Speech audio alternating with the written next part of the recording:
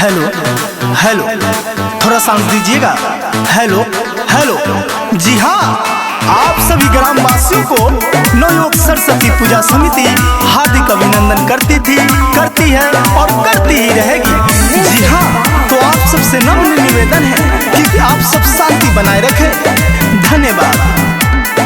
होखता भसान सुन सरस्वती माई के, करस जयकार सुन जोर लगाई के। ए भाई अरे चुप है बोला। होखता भसान सुन सरस्वती माई के, करस जयकार सब जोर लगाई के।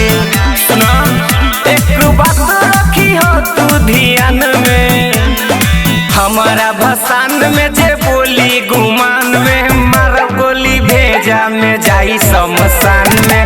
हमारा भसान में जे बोली गुमान में, मार गोली भेजा में जाई शमशान में।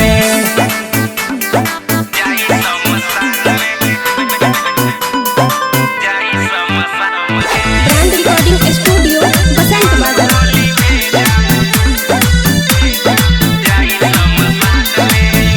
ऑपरेटर से अभी तू जाके डीजे बजाई फुल साउंड बढ़ा के। करे हुरदंग जहलावो बोला के, एहिजा से भेज दीही कायदा सिखा के करा के न डर हवे जान के। हमारा भसान में जे बोली गुमान से, मारा गोली भेजा में जाई शमशान में।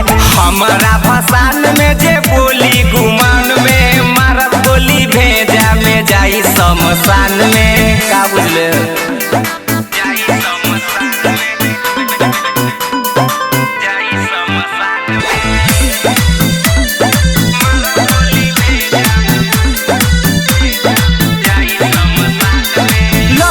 किशोर के बजाई के गाना, ठुमका लगा दे माई के दीवाना। चली फरमाइश नहीं कोनो रंगादार के, गंगा जी में फेंक दे हम वही जग मार के। 4 गो मोटर भी लिखल बा पलान में, हमारा भसान में जे बोली गुमान में, मारा गोली भेजा में जाई शमशान में। हमारा भसान में जे बोली गुमान में, मारा गोली भेजा में जाई शमशान में। ब्रांड रिकॉर्डिंग स्टूडियो बसंत बाजार।